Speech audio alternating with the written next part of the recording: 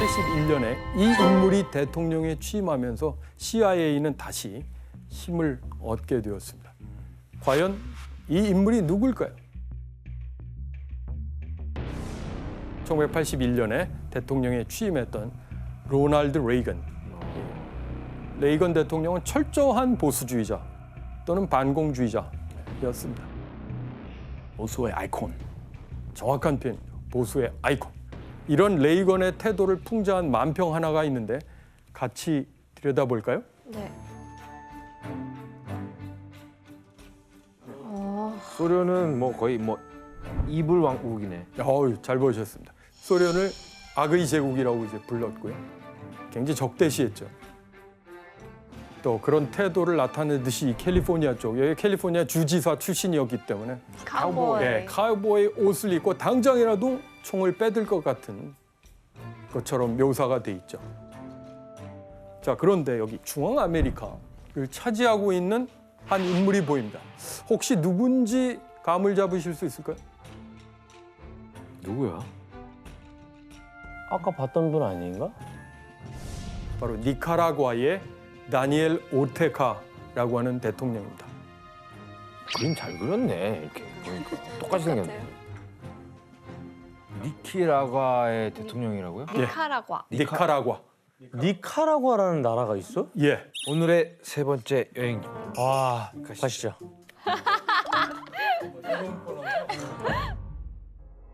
니카라과는 중앙아메리카에서 가장 큰 나라고요. 그리고 화산 활동으로 생긴 호수랑 화산 때문에 많이 유명해요. 특히 마사야 화산이라는 한 화산이 있는데 거기서 악마의 입이라고 불리는 곳이에요. 아마 이?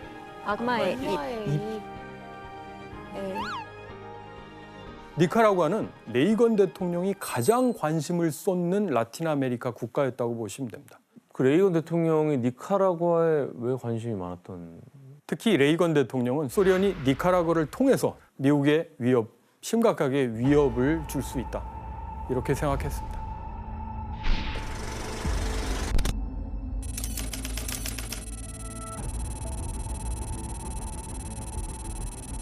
(1970년대) 말까지 니카라과에서는 소모사 가문이 권력을 잡고 있었어요.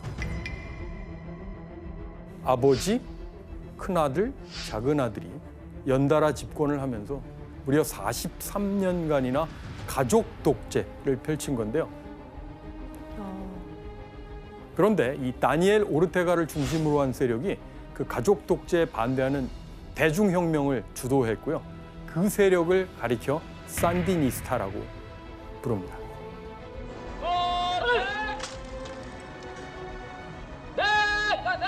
그래서 결국 산디니스타는 1979년 7월에 소모사 가문을 몰아내는 데 성공을 했고 소모사 시절과는 다른 사회경제 정책을 추진하려고 했습니다. 자, 바로 이 순간 레이건은 산디니스타 정부를 무너뜨리기 위한 비밀 전쟁 계획을 승인하는데요.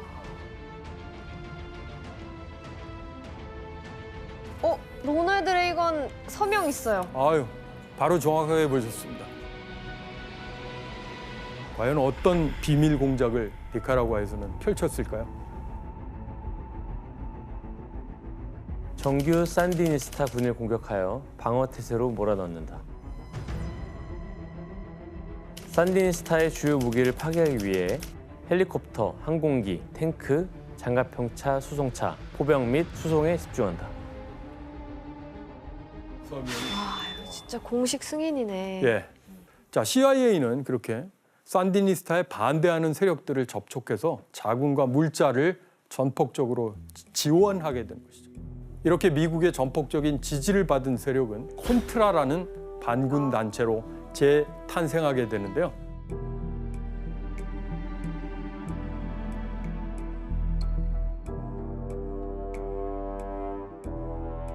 레이건으로서는 콘트라를 지원해서 산디니스타, 다니엘 오르테가 정부를 무너뜨린다. 이렇게 이제 계획을 세웠던 거죠. 우와. 그래서 콘트라는 온드라스, 가까운 나라인데요. 작전 기지를 두었고요. CIA의 지시에 따라서 산디니스타 정부를 혼란에 빠뜨리는 여러 테러 행위들을 벌였는데요. 콘트라가 니카라과의 코아빠라는 마을을 공격했었는데 거기서 주민들을 다 광장에 모아놓고 정부를 도왔다고 뭐 의심되는 사람들이 다른 사람이 이렇게 보이게 모든 사람들 앞에서 이렇게 죽여버렸어요. 총살. 네. 너무 화가 나요. 그 미국은 콘트라가 이렇게 불법 행위를 저지른 것을 사실 알면서 뭐 크게 문제 삼지 않았습니다.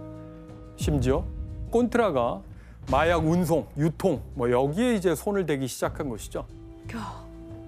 콘트라는 라틴 아메리카에서 일종의 마약 네트워크를 만들어서 미국의 코카인을 밀반입 하는데 이제 또 가담한 것입니다. 아, 또 저쪽이 마약도 유명하니까. 그렇죠. 코케인. 그 판매 수익은 콘트라의 활동 자금으로 사용했겠죠. 근데 그 레이건 대통령이 네. 마약과의 전쟁 그런 캠페인 하지 않았나요? 영부인이랑 같이? 맞아. 정확히 맞습니다. 뭐지 그럼? America has accomplished so much in these last few years. What we've been able to achieve has been done with your help. Now we need your support again. Drugs are menacing our society. Thank you for joining us. 근데 CIA한테는 그걸 묵인하게 해줬다고요? 일종의 이중적인 정책을 펼쳤다고 할 수 있는 건데요.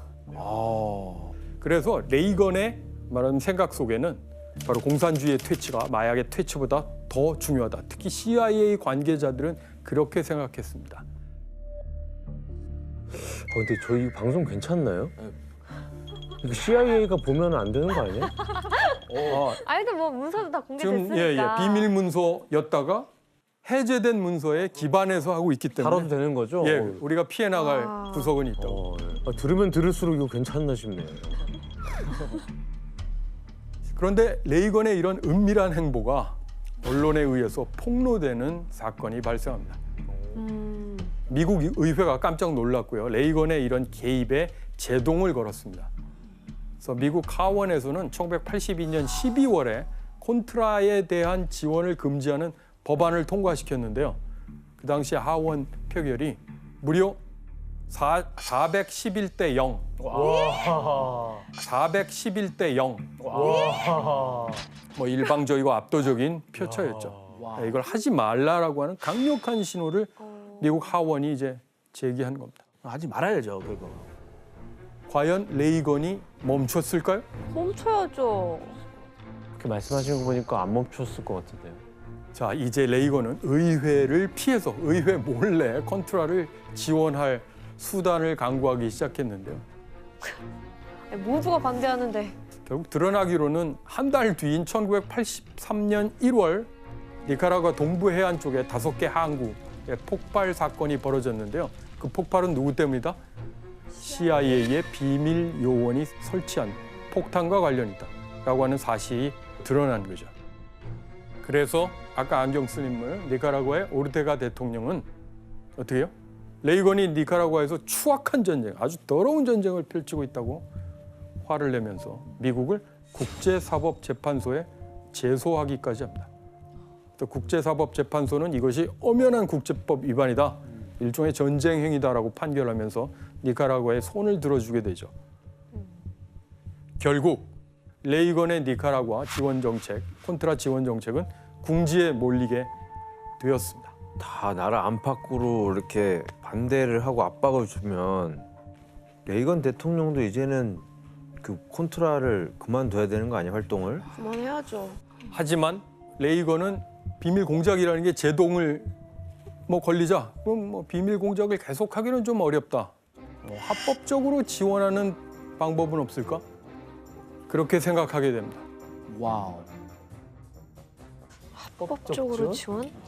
그러려면 뭔가 명분을 만들어야겠지. 맞습니다. 레이건이 직접 TV와 라디오에 나가서 콘트라에 대한 미국인들의 지지를 호소하게 됩니다. We have an obligation to be of help where we can to freedom fighters and lovers of freedom and democracy from Afghanistan to Nicaragua. They are the moral equal of our founding fathers and the brave men and women of the French resistance. We cannot turn away from them. 뭐라고요? 건국의 아버지들과 같다고요? 말하자면 이제 좋게 선전하고 포장하는 셈인데요. 이 캠페인 이후에 레이건 대통령은 콘트라를 비교적 공식적으로 지원하기 위해서 워낙 국방부에서 모아놓은 기금이 있었거든요. 그중에 1억 달러를 사용하려고 하는데 그것을 승인해 줄 것을 의회에 요청하게 됩니다. 아, 1억 달러. 예, I don't believe there's a majority in the Congress or the 1986년 country that 6월에 counsels passivity. 결국 이 레이건의 요청이 받아들여지게 됩니다. 레이건 대통령에게 이제 드디어 공식적으로 콘트라를 지원하는 길이 열린 셈이죠. 대놓고 하네. 그런데 충격적인 보도가 터져 나오면서 대단한 반전을 이루게 되는데요. 더 있어요? 예, 바로 소식의 진원지는 멀리 레바논에 있는 한 신문사였습니다. 레바논에 아쉬 시라라고 하는 신문사가 있었는데요. 그 신문이 1986년 11월 초에 이런 보도를 하게 됩니다. 미국이 이란에 몰래 무기판 돈으로 니카라과에서 반군 단체를 지원했다. 라고 이란? 폭로하게 된 것입니다.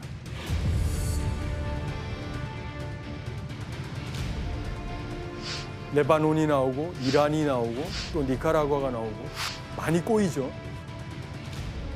자, 정리하면 이렇습니다. 당시 레바논의 이슬람 과격 단체라고 할 수 있는 헤즈볼라가 있었는데요. 헤즈볼라가 30명을 인질로 잡게 되는 사건이 있었는데 레이건 행정부는 비밀리에 헤즈볼라의 영향력을 행사할 수 있는 이란에 접근하려고 합니다. 그러니까 말하자면 인질 석방을 교환하려고요? 위해서 이란에게는 그럼 나름대로의 제한을 해야 되지 않겠어요? 그러니까 바로 무기를 판매할 테니까 인질을 석방하는 데 도움을 달라고 요청하게 됩니다. 이란은 당시에 이라크와 전쟁을 벌이고 있었고 그 무기가 필요했기 때문에 레이건 행정부의 제안을 받아들이게 되는 거고요. 그래서 결국 어떤 일들이 벌어졌느냐? 미국이 직접 테러 국가로 규정한 이란에 무기를 지원하게 된 셈이었거든요. 와, 이거 이중적인 정책이 한두 가지가 아니네요. 맞습니다. The United States gives terrorists no rewards and no guarantees. We make no concessions. We make no deals.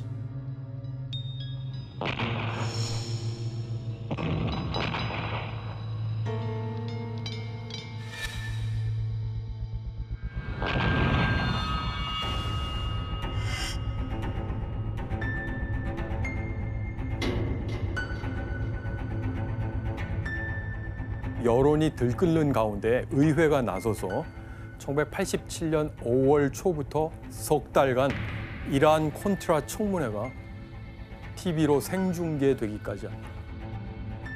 Every time an American hostage was released, last September, this July, and again just this very month, there had been a major shipment of arms just before that. Are we all to believe that was just a coincidence? How can you justify this duplicity? Could you explain what the Israeli role was here? 레이건 대통령은 이 폭로를 그러면 그냥 순순히 인정을 했나요? 은폐하기 위해서 굉장히 애썼는데 특별 검사가 또 끈질기게 조사도 했고요. 그래서 그런 희한한 무기 거래의 규모가 드러나게 됐습니다. A few months ago, I told the American people I did not trade arms for hostages. My heart and my best intentions still tell me that's true, but the facts and the evidence tell me it is not. As angry as I may be about activities undertaken without my knowledge, I am still accountable for those activities. 그간 인기도 있었고 비교적 정직한 이미지를 갖고 있었던 레이건은 이 사건을 통해서 조롱의 대상이 됐는데요. 풍자하는 만평 하나를 이제 보도록 하겠습니다. 아침 저녁으로 말이 달라지는 이제 레이건을 비꼬고 있는 셈인데요. 레이건은 해가 뜨기 전에 그런 일이 없었다며 말하고 있는데요. 해가 뜨자 나는 모르는 일이었다. 근데 저희가 테이크 1에서 테이크 12번까지 갔는데? 아, 그러네요. 말을 12번 바꿨나 봐요. 너무 무책임하죠. 아니, 한 나라의 대통령이 모르면 누가 압니까? 그래서 혹시 탄핵의 대상이 돼야 되지 않을까 하는 여론이 형성되고 있었습니다. 하지만 결국 결정적인 증거가 밝혀지지 않으면서 레이건은 위기를 살짝 모면하게 되었습니다. 탄핵이 안 됐구나. 레이건은 더 이상 콘트라를 지원하기는 좀 어려웠지만 이번에는 이제 콘트라 말고 니카라과 안에는 산디니스타 정권을 반대하는 일종의 정당과 시민 단체들이 있었는데요. 바로 그들을 돕게 되는 것이죠. 공식적으로 민주주의를 위한 원조 기금 뭐 이런 것들을 이제 활용하게 됩니다. 공식적인 기금을 통해서 니카라과를 도왔던 게 약 450만 달러였다고 추정하고 있고요. 이 작전은 1990년 2월에 니카라과 대통령 선거가 있었는데요. 그때 산디니스타의 반대편인 보수 야당 후보 비올레타 차모로라는 후보가 당선되면서 마침내 결실을 맺게 되었습니다. 그리고 그 바로 다음 해 1991년에 소련이 해체되면서 냉전이 공식적으로 종료된다고 알려져 있죠. 이제 끝났겠네요, 그러면. 예, CIA가 지난 몇십 년간 벌였던 비밀 공작의 규모도 상당히 줄어들게 되었습니다. 소련이 망하고 나서야 이런 비극이 끝난 거네요. 하지만 니카라과는 근데 그런 여러 우여곡절 끝에 사실 중아메리카에서도 가장 가난한 나라가 됐고요. 가슴 아픈 부분이 많은 나라입니다. 예, 냉전은 라틴 아메리카의 많은 것들을 이제 바꿔놨는데요. 이 시기에 라틴 아메리카에 대한 미국의 태도를 풍자하는 만평 하나를 이제 보도록 하겠습니다. 미국이 라틴 아메리카에 민주주의라는 몽둥이를 휘두르고 있는 장면인데요. 냉전 시기 미국의 지도자들은 CIA 활동의 목표가 라틴 아메리카의 독재자로부터 민주주의 체제와 질서를 보호하는 것이라고 주장해 왔습니다. 하지만 미국이 민주주의와 자유를 명분으로 삼아서 라틴 아메리카에 악영향을 미쳤던 것 역시 분명한 사실이라고 할 수 있습니다. 다시 새로운 냉전에 대한 우려가 제기되고 있는 지금인데요. 여전히 냉전의 대립을 크게 벗어나지 못한 상황에 대해서도 한번 돌아볼 수 있는 그런 시간이었기를 바랍니다.